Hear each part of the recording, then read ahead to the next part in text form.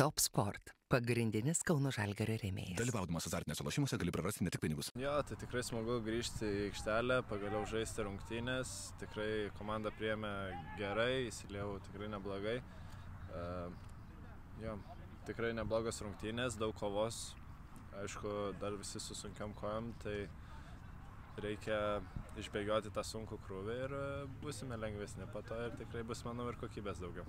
Ar pačiam užteko tų kelių treniruočių tam, kad suprast, ko iš tavęs norės treneriai?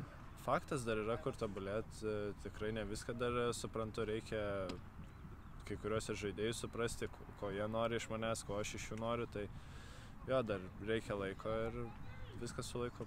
Turbūt ir pačiam smagu jau pirmose rungtynėse pasižymėti. Tikrai smagu, kad pavyko įmušti. Ja. Nors ir iškovota pergalė rezultatų 2-1, bet antras kėlinys nebuvo toks geras.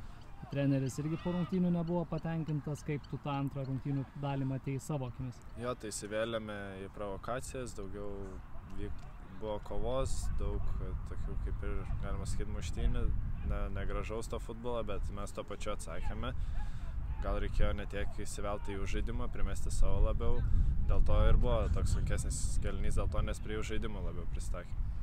Pats prie komandos prisijungai visai neseniai, tokio pasiruošimo sezonui komandinio neturėjai, kaip galvoji, kiek pačiam reikia laiko, kad jau įeitum į tą formą, kurią būtum pats patenkintas? Na, kiek tiksliai, tai nežinau, bet faktas, kad dar reikia laiko, dar tikrai nesu pačios geriausios formos, tai jo, su laiku, manau, su komanda tobulėsime ir bus viskas gerai.